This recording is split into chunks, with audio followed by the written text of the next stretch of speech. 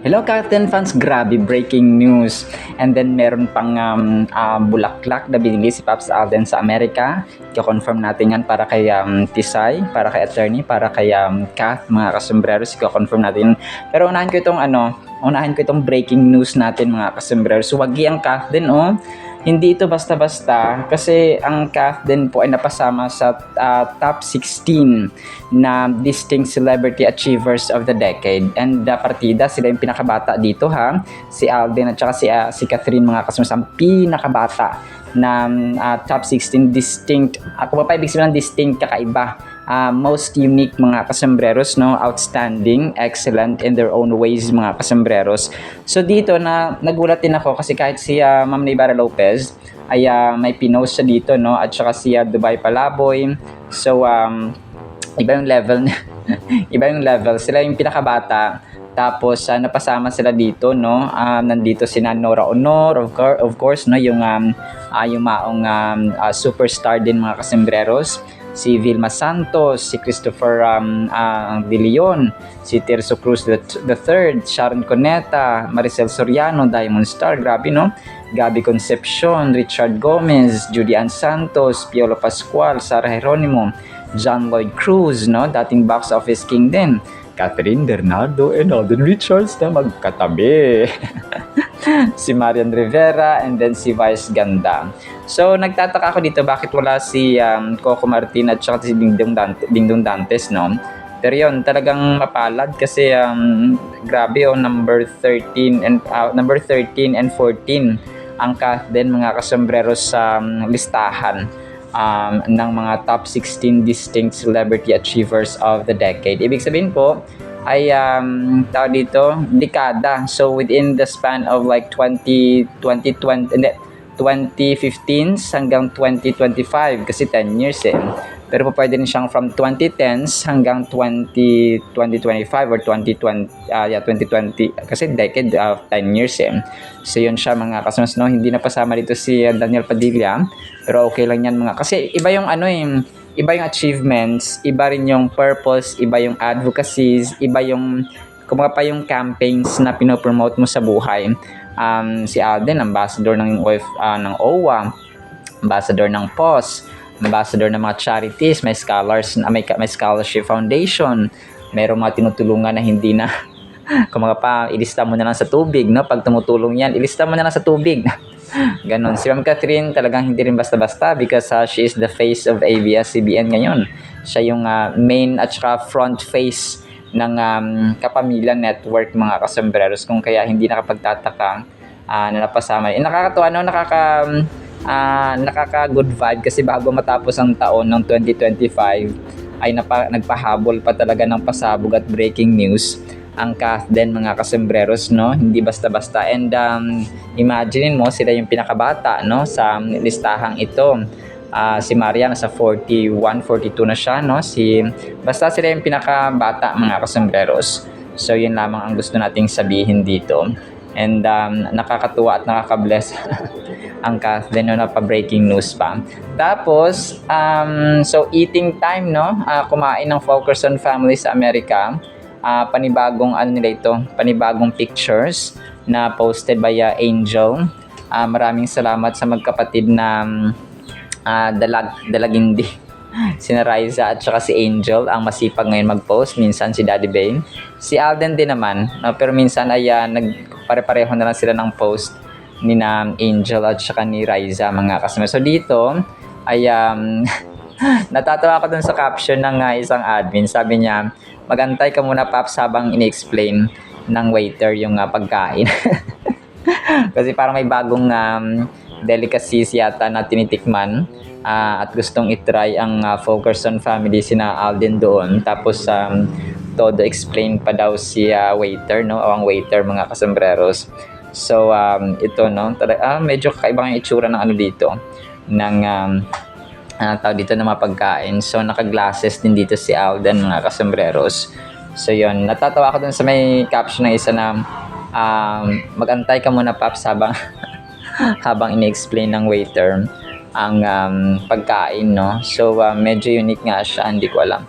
Pero yun, mga kasembreros. Tapos ito, sobrang kulit din ito mga kasembreros and sobrang nakaka-proud ito si Ma'am Catherine. Kasi doon sa may Ayala, na parang hindi ko alam, parang may mga LED TV yata doon na naka-flash no yung endorsement video ni attorney ng kanyang Colgate nga mga kasembreros.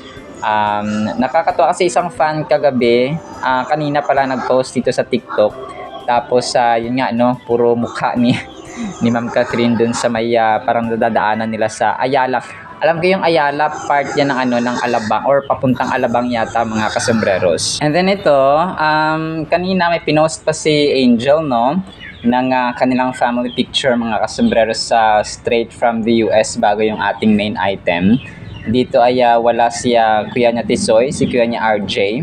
Andito lang si Angel, si Daddy Bay of course, si April, si Riza, yung pinsan niya mga kasembreros, and si Tita Jo no.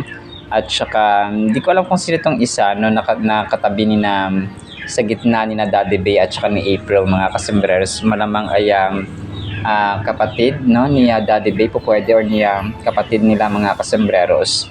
So, yun po. Tapos, kanina, nag-post din yung Showbiz PH no, itong si Sir Alden na naka dirty white jacket nga doon sa may after yata ito ng kanilang media launch mga kasembreros sa Big Tiger.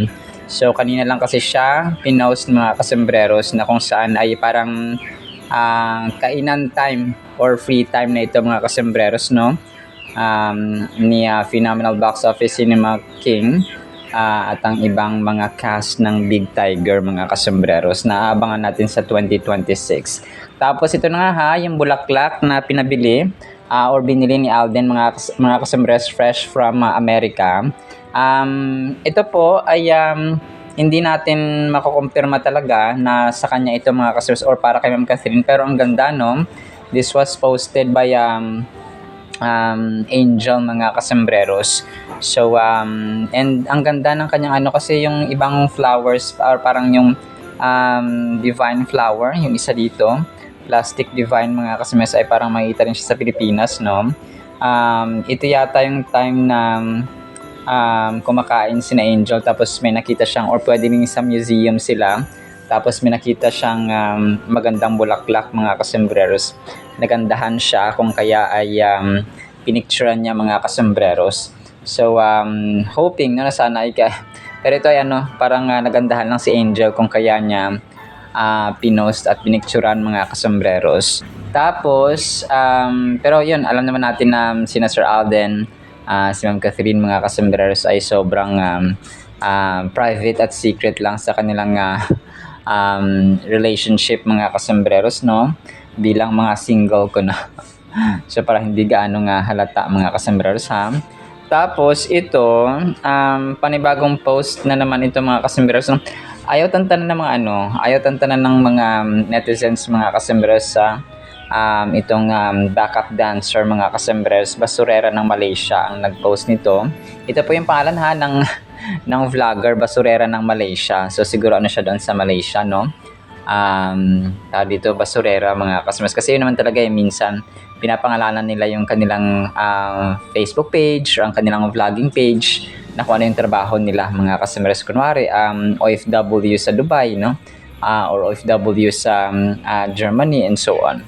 Sabi dito, pinagtanggol ng fans si Catherine Bernardo sa gitna ng issue tungkol sa isang backup dancer mga kasembreros. So sa kanila ay wala dalawang pictures actually dito yung shinare ng isang or ng fans mga kasembreros na nagpost dito. Sabi niya, netizen, hamak na retokada lang siya, hindi pwede itapat kay Queen Catherine. So yun, talagang lang, gumagawa lang ng ingay at saka nadadagdagan mga kasembreros kasi nga sa dami ng comments, sa dami nagsishare mga kasembreros and so on. Whereas na sa kanila ay ginagawa lang naman nila yung kanilang trabaho mga kasembreros at that time sa yun nga no, Christmas party pa ng Christmas party special pa ng ABS-CBN ito ay tagal-tagal na.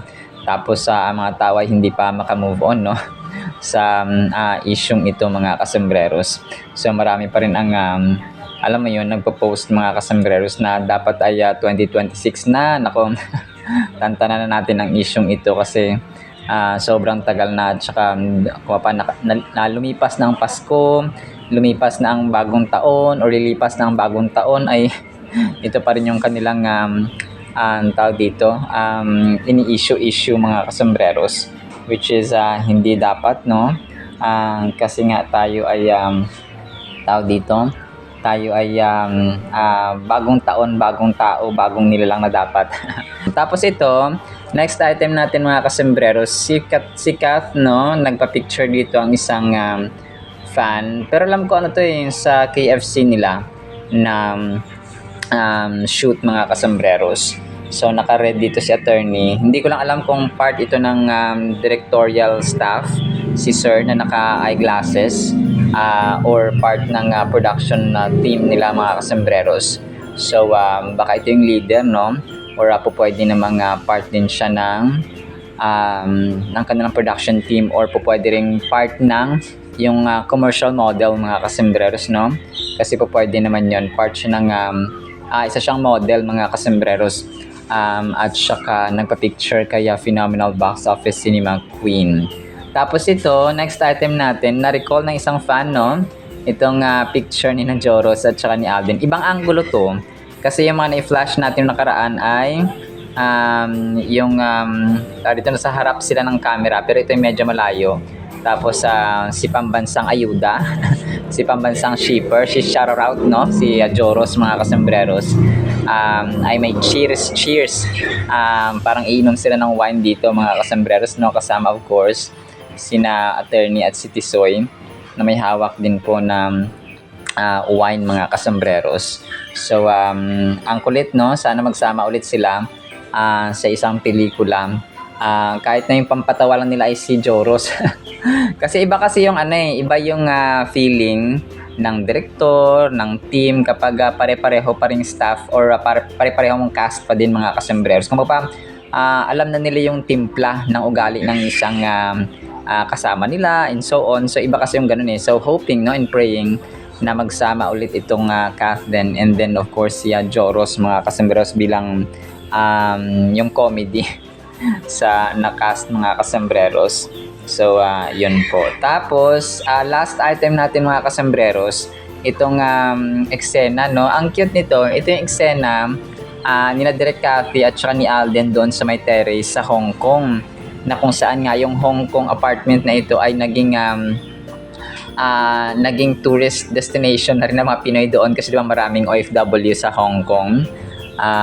So yun. Tapos ang kulit ito, papakinggan natin ito mamaya mga kasi during ito ng mga first shoots nila sa Hello Love Again mga kasembreros, kasi nga naunang pumunta si Alden sa Hong Kong, tapos si Kath naman ay nauna sa Canada. So ganun siya mga kasembreros. So yun po. Tapos dito naman ay ang galing na ginawa na dito. Kasi si Direk Cathy ay siya yung nag-act as as Catherine. Tapos yung sumasagot naman ay Alden. So yun siya. Ang galing ginawa nila dito mga kasembreros, no? Pinagdugtong lang nila doon sa mismong parang kunwari ay tumatawag si Kath kay Alden from Canada mga kasembreros to Hong Kong, and from Hong Kong to Canada. So yun siya. So i-play ko ito para ma-appreciate niyo mga kasembreros, ha. So yun, no? Ito yung ating Kathleen items. Again, congratulations sa Kathleen lang sa Kalam. Sila yung dalawa sa pinaka-distinct na mga achievers for 2020 or of the decades mga kasembreros. So Kathleen lang ang sa Kalam mga kasembreros. Alright, so again, no, Happy New Year sa bawat isa. So sana po ay pakinggan po natin ang napaka-importanting ingredient, no, ng ating buhay, which is the Word of God. So sana po ay enjoy natin ang Word of God, hindi lamang po ang ating mga handa sa New Year. So pakinggan po natin ito, and pinagpalang New Year po sa bawat isa. Bye, Ethan. Bye, Joy. Bye, Ethan. Bye, Joy. Ethan, bye-bye na. Bye-bye pa ba to? hanggang magtagpo na uli ang mga futures natin, di ba? Ito. Di ba sabi nila time stops when you don't use it? Gamitin na natin para mapabilis yung oras. Let's go! Excited na akong makarating dun sa future na magkasama tayong dalawa. Time starts? Now.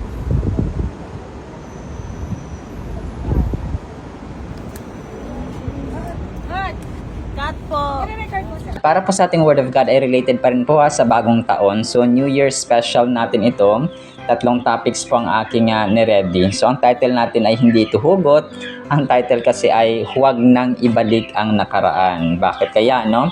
2 Corinthians chapter 5 verse 7. Therefore, if anyone is in Christ, he is a new creation. All things have passed away. Behold, all things have become new. Ito mga kasembreros ay isa sa napakasikat na verses, no? One of the most famous verses mga kasembreros when it comes to newness, na pagbabago mga kasembreros. Marami akong nakita na yung mga nasa kulungan or nakabilanggo dati mga kasembreros ay nung may mga pastors, may mga Christians or born again servants of God mga kasembreros na bumibisita doon para sharean sila ng gospel. So, nung lumabas sila ay nagbago. Nagbagong buhay sila mga kasembreros. And it's actually one of the nakakamanghang power or works mga kasembreros ng ating Panginoon na yung mga taong minsan ay kasi may kakilala ko na friend ko dati mga kasembreros, tapos nabilanggo siya, no? Kasi nga parang pinatay niya yung dalawang bata mga kasembreros. Kasi nga nag-addict, no? Pero ano yun, sa dati kong tirahan yun mga kasembreros sa Isulan. So nung nakulong siya dito sa Davao, hindi ko alam kung saan nga ba yun mga kasembreros, pero nakulong siya. Nung nakulong siya ay di ba may mga nagsishare ng gospel doon. So ngayon, kahit hindi pa siya nakakalaya, ay nag-confess siya, no? Or kwento sa akin na nabago siya ng Diyos, no? Na kahit nasa kulungan siya, ay nagbago siya, no? Talagang ngayon ay na-convert siya into Christianity, mga kasembreros. So, isa lamang siya sa mga bilang na mga tao na nagbago ang buhay, mga kasembreros, kahit hindi pa siya nakakalaya, ay binago ng Panginoon ng kanyang mindset or ang kanyang pagkatao in general. Kasi nga, nagba-Bible study siya, no, siya mismo talaga nag-lead ng praise and worship, siya mismo nag-lead ng Bible study, and so on, mga kasembreros. So, hoping na hindi natin antayin na makulong pa tayo para lang magbago or saka magbago, mga kasembreros. Kagaya ng isa sa mga naging outro ko ay ngayong bagong taon, hindi lang, alam mo yung hindi lang New Year's resolution ang ating gagawin. Kasi alam naman natin na 99% hindi naman talaga nagagawa at natutupad ang New Year's resolution na inilista mo. So, January lang yan. Pagka isang buwan, 2 buwan, wala na. Balik ka na naman sa dati mong habits, mga kasembreros. Kasi nga walang power ang New Year's resolution. Not unless kapag ang New Year's resolution mo ay nakabase sa salita ng Panginoon. So, kumaga pa, godly na New Year's resolution, mga kasembreros, ang ating gagawin. So, yun, no? Number 1 New Year's resolution natin ay magbasa at mag-aaral ang salita ng Panginoon. Kasi dito talaga nagkakaroon ng pagbabago or transformation, mga kasembreros. So, kasi ano yun self-driven. Kapag sarili lang natin na nag-set tayo ng isang bagay or ng isang goal, tapos sarili natin yung ating inspiration, yung ating pinanggagalingan at foundation, hindi po yan effective, mga kasembreros. Pero kapag ang salita ng Panginoon, prayer, panalangin, mga kasos, at si Lord mismo ang dahilan ng ating pagbabago, ay tutulungan tayo ng Holy Spirit, no? Na magbago, mga kasembreros. Kung pa yung disiplina ngayon sa sarili, parang hindi na siya gaanong attainable. Hindi na siya gaanong na-achieve, mga kasembreros. Kasi nga, napapagod ka, nagsasawa, and so on, mga kasembreros. So, kung kaya ko sa inyo, ang bagong taon ay simulan natin ang transformation sa pagbabasa ng Biblia, mga kasembreros. Yun lang, no? Kahit isang verse, 2 verse, 4 na verse, 3 verse isang araw, ay magugulat na lang tayo na isang taon nating gagawin ng pagbabasa ng Biblia ay ma-addict na tayo sa pagbabasa nito mga kasembreros. So dito, wag nang ibalik ang nakaraan, no? Si Apostle Paul ay nagre-remind sa atin mga kasembreros ng kahalagahan ng ating Christian journey, na yung paglalakad natin sa pananampalataya sa Panginoon ay ibig sabihin po niyan ay pagtitiwala sa Panginoon at saka yung kanyang pangako, no, at saka kanyang guidance, no, yung kanyang patnubay sa atin even we cannot see the outcome. So yun nga, no, kasi ang Diyos hindi po yan hindi siya makakagawa ng miraculous act, mga bago, no, new miraculous, set of miraculous acts or wonderful acts or workings mga kasama sa ating buhay kapag tayo po ay nakatali or humahawak pa rin doon sa ating nakaraan mga kasembreros. So maaaring ibalik natin yung nakaraan, hindi naman para tanggalin yung mga memorya, yung mga alaala mga kasembreros ng ating nakaraan, but we should not hold on to. So wag nating yung mga guilt natin, yung mga regrets natin, yung mga failures natin. So kung doon tayo parati nakafocus ay hindi na nadidistract ka, no, kasi nagigilty ka pa rin. Yung mga failures mo pa rin, sana ganito yan, sana ganito yan, sana ganito. Yung mga what ifs natin noong 2025 ay tanggalin natin mga kasembreros so that we can move forward with the guidance and leading of the Holy Spirit of God mga kasembreros. As we navigate our lives, we often encounter situations where we feel lost or unsure. In those moments, we are called to rely on faith rather than our limited understanding. This means that regardless of the challenges we face, we choose to put our trust in God that He has a plan for us. We are invited to step into the unknown and embrace the journey of faith, mga kasembreros. So, yun, talagang tao dito, yung ating pananampalataya, no, ay kalakip yan ng ating pagkatao dapat mga kasembreros ngayong 2026. So ang faith kasi dito ay yung magiging pahagdan or tulay mga kasembreros so that God will do new amazing things sa ating buhay. When we read 2 Corinthians chapter 5 verse 17, we encounter a powerful statement about transformation. Yun nga mga kasembreros. The Apostle Paul tells us about it, tells us that if someone is in Christ, they become a new creation. Pansinin natin, in Christ, na kay Kristo mga kasembreros, hindi sa New Year's resolution. Tama naman kung kaya ninyong gawin ang New Year's resolution mga kasembreros, wala namang mali. Ang mali lang dyan, kung hindi mo siya natutupad din, and then the same pattern, the same New Year's resolution na gagawin mo naman sa 2027, 2028, etc., etc., mga kasembreros. So, kung kaya sasabi dito na Apostol Pablo na unless na kay Kristo tayo, ay walang transformation. Kung wala tayo kay Lord Jesus Christ, mga kasembreros. This verse highlights a fundamental aspect of the Christian faith, the possibility of renewal and regeneration. It suggests that upon accepting Christ, our old ways, habits, and even identity are replaced with something fresh and new. So, yun yung pinakasusi mga kasembreros, yung pagtanggap natin kay Lord Jesus Christ sa ating buhay. Alam natin na may Kristo, alam natin na may Lord Jesus Christ na namatay sa atin sa krus, but the question is, tinatanggap ba natin siya? And we allow Him to be our leader, our master, and our Lord and Savior, mga kasembreros. So, yun po yung tanong. Kasi, halos lahat naman ng tao sa mundong ito ay kilala at saka alam na may Lord Jesus Christ na namatay, no, na nag-iisang anak ng Diyos Ama sa langit. Pero ang tanong dito ay tinatanggap ba natin at hinahayaan natin, and we allow Him to be our master. This transformation is not merely superficial or temporary. It represents a deep spiritual renewal that redefines who we are. So hindi lamang siya temporary, yung sasabi natin na 2026, ito yung aking mga list of goals, list of resolutions, or yung mga gagawin ko, etc. etc. Tapos isang buwan lang, 2 buwan lang, wala na.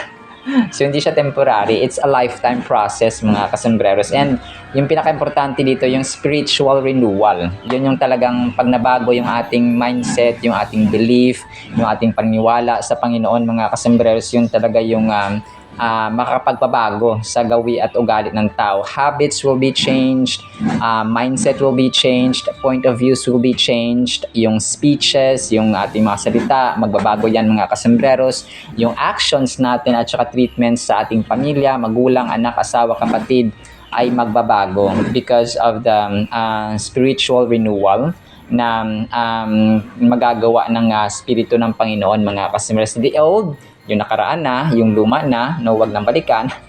And the old has passed away and everything now becomes new.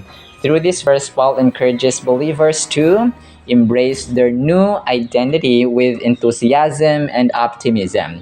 Our past does not define us, our future in Christ is what truly matters. So yun nga, kapag nasabi natin kanina, kapag tayo po ay nag-hold back at kumakapit ka pa rin dun sa 2025, kahit na 2026 na mga kasembreros. So ang mangyayari dito ay magiging burden ang iyong pagbabago na sana ay madali lang mga kasembreros. So, mapaialaw natin ng Panginoon. So, kung sasabing ialaw natin ng Panginoon ang Diyos, si Lord Jesus Christ sa ating buhay, kailangan may time tayo sa Kanyang salita, sa panalangin, at saka sa pakikinig at saka paggawa ng Kanyang kalooban mga kasembreros. So, yun po yung ibig sabihin nun. And transformation is not only taking place for like one day, one night, no? It's a lifetime process. Kung kaya wag niyo madaliin, minsan may mabilis na pagbabago, minsan may mabagal. Depende yon sa ating gawa, sa ating paniwala, pananampalataya at sa amazing work ng Panginoon mga kasembreros. So kung i-enjoy natin yung process ba, no, wag nating madaliin kasi kapag minamadali natin kagaya ng kung gusto mo makapagtapos agad ng bachelor degree, hindi naman pwedeng 1 taon lang ang iyong pag-aaralan. So dapat 4-5 taon mga kasembreros na mag-aaral tayo sa kolehiyo para matapos natin at makumpleto ang bachelor degree. So bachelor's degree mga kasembreros. So along the way, enjoy natin yung pag-aaral. Ganon din sa ating Panginoon mga kasembreros at pag-aaral sa Kanyang salita. Kasi kapag hindi natin i-enjoy, ay mai-stress tayo at walang love, no, walang enjoyment at saka ayaw ng Panginoon ng ganon. Kailangan ginagawa natin ang pagsunod na may kagalakan at willingness, no? Sa ating final thought, one of the most important lessons we learn from this passage is to fully embrace our new identity in Christ. So dapat sa 2026, hindi na yung dating palamura na tayo, hindi na yung dating palagala, hindi na yung dating pasaway sa magulang, hindi na yung dating walang panahon sa pagbibiblia. Yung 2025 natin, wala tayong panahon sa panalangin. Yung 2025 natin ay negatron tayo, bitter tayo sa buhay. Nung 2025, wala tayong panahon sa family, hindi balanced yung ating buhay. So hindi na dapat ngayong 2026 kasi ayaw ng Panginoon din na tayo ay walang balanced na buhay. Mga kasembreros. So as believers, we often let the past define our current realities. Acknowledging that our old selves have passed away can promote healing and restoration. It enables us to step out in faith, knowing that we are no longer defined by our past mistakes. So yun siya mga kasembreros. So kailangan maunawaan natin na yung pagiging bagong nilalang natin, bagong mindset. Hindi naman magbabago na, yes, nagpa-ribbon ka, nagpa-salon ka, bagong haircut, bagong damit, bagong cellphone. Pero yung ugali natin, ganun pa rin. It's useless sa mga kasembreros. No, character over material things, character over academic excellence or academic performances or intelligence. So character. Yun ang pinakamahalaga mga kasembreros and mga Cathnatics. But most especially, mababago ito kapag na kay Kristo tayo and we allow and accept Him sa ating mga buhay. Alright, so sa ating Word of God, nawapay pagpalain po tayo ng pag-ibig, pananampalataya, pag-asa at mindset na wag nang ibalik pa ang nakaraan mga kasembreros, especially kapag mga mistakes and failures sa buhay. Bagkos, embrace natin ang bagong taon, bagong tayo, bagong pananampalataya, bagong ugali, bagong habits, etc. In the mighty and through the name of the Lord Jesus Christ, the name above every name. Amen and amen. See you sa next segment mga kasembreros. Paalam po Happy New Year everyone!